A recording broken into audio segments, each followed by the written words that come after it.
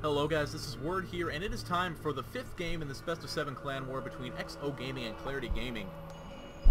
And we are going to have a victor of our last 3 matches, cEngyn, possibly taking the win here for xO. He's going to be the blue Terran here in the 3 o'clock spawn position on Metropolis, and in the 6 o'clock, the teal Zerg, cEngyn, playing for Clarity Gaming. Really hoping to bring it back, because of course if he loses this game, it is all over, folks. That'll be it for this Clan War, and Clarity will have lost. Now, I will be recording this game using Fraps, so let me know what you think of the audio.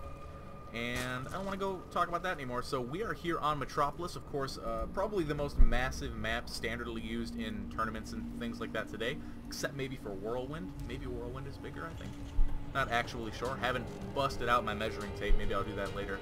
But this is actually going to be our first ZVT of the series, if I remember correctly. I think we've had 2 PVTs and a PvP and something else.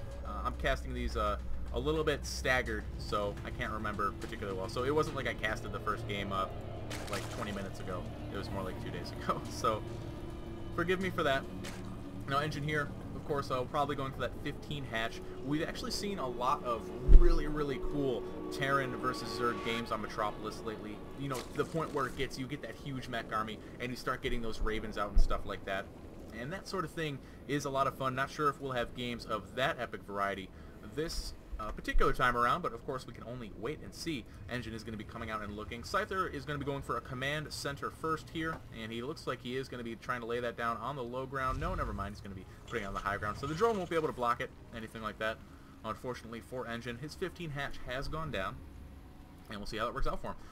There's so many styles and varieties of play on the Zerg side. Terran, it's either you're pretty much going to go mech or you're going to go marine tank. Some people go pure bio, and I respect the hell out of those people because that is so hard to pull off.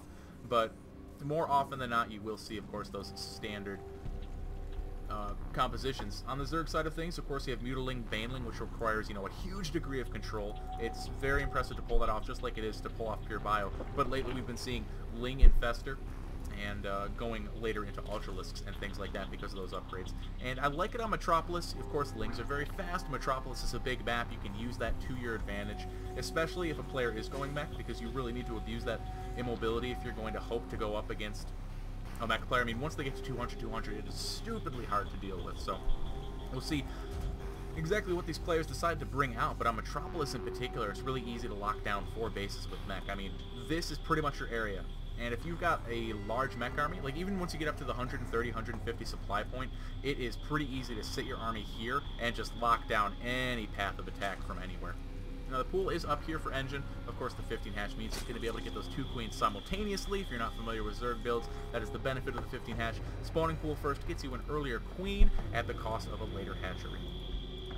cEngyn has added on a couple of racks here, so he's not going directly into factory, it looks like. Possibly laying on some 2 racks aggression, but more likely than not going to be super aggressive with this because this map is so huge, and 2 racks aggression wouldn't be particularly good on it because of that rush distance, pure and simple.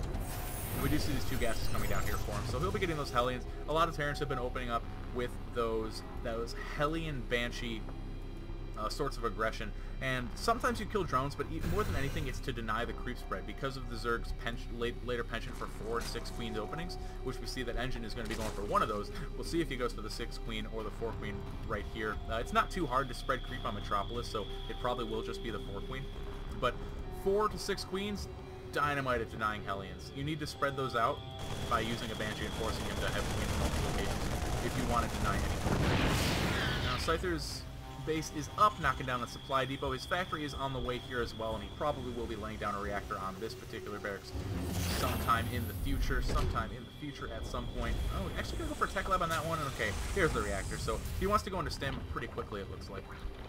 And there's nothing wrong with that. We are going to see the 4 queens here from cEngyn, and a drone coming out here, so he is looking to take himself a 3rd base over here. Now, of course, you do definitely want to break down those rocks as soon as you can with a Hellion Banshee opening, which is what most Terrans do.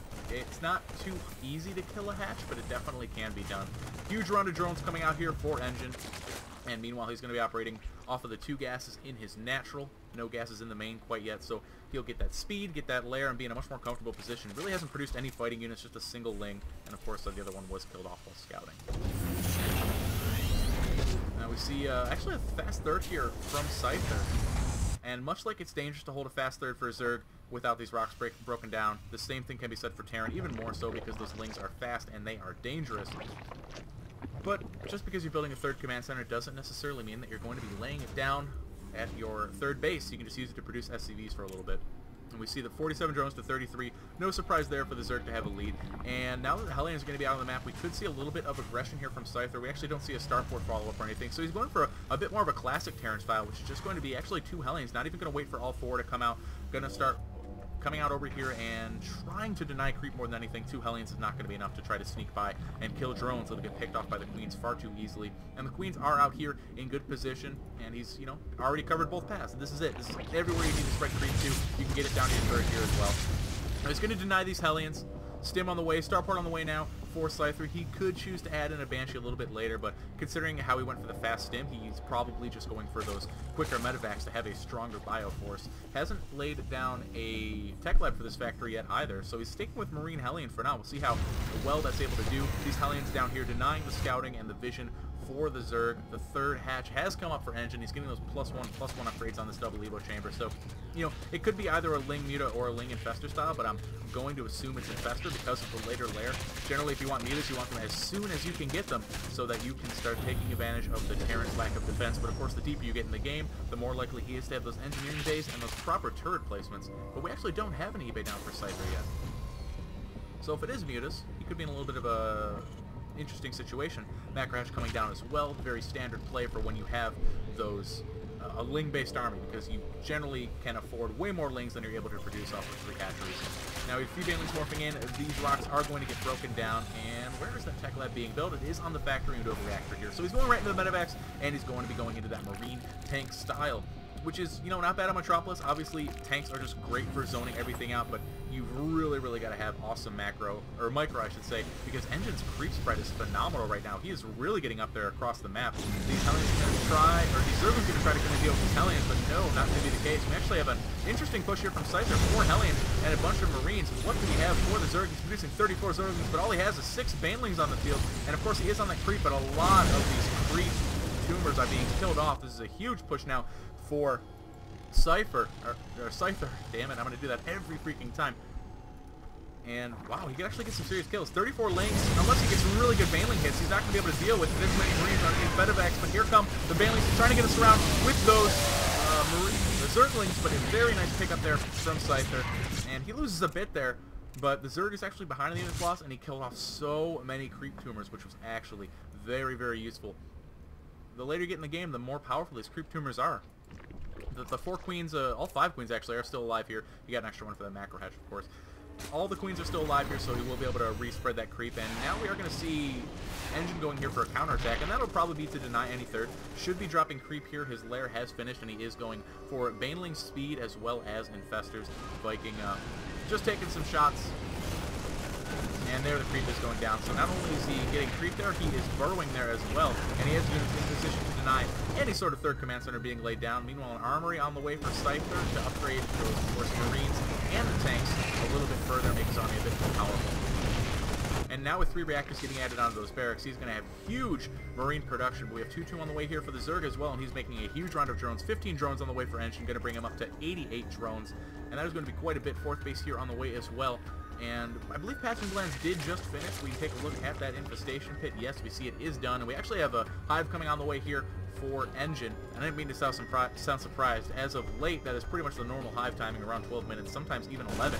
And we see that the Overlord here has been knocked away, but this creep is going to deny this base for like a full minute or 40 seconds. I'm not sure if it got the full circumference of creep, but I believe if an Overlord dropped creep enough to spread it to as far as it could, that is a full 60 seconds of denial as long as he was on center. This Viking is going to nab himself another Overlord kill. Going to be pretty annoying for Engine. It's not so much the supply that you worry about at that point, it's the lack of vision. And on Metropolis, there is so much drop space that, oh my god, is this Overlord going to see the medevac? No, okay.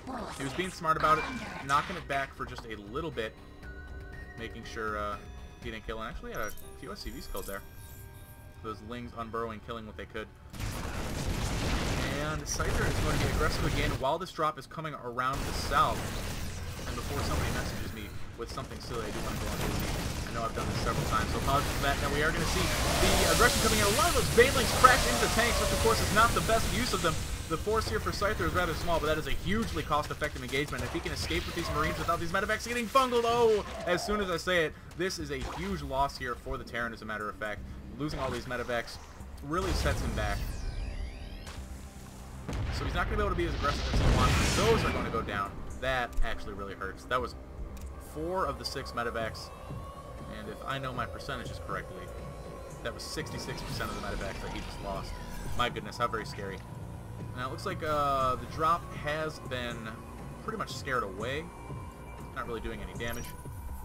Viking continuing to patrol. There's really no overlords left on the map except for this one, which the Viking may be able to find. xOSeither being very good about that. But right now, both these players are just macroing up. The hive has completed, so we have adrenal glands on the way, making these links absolutely terrifying. And the Ultralisk Cavern is going to be finishing up here for Engine as well. And xOSeither, right now, he's got a 4 tank count, and he's pure Marine. Not the best thing versus Ultralisk. If we take a look at his scouting, he did not... no, he did see the hive morphing in. That's a hive morph. But does he see the Ultralisk Cavern? I don't even see the Ultralisk Cavern. Where is this thing?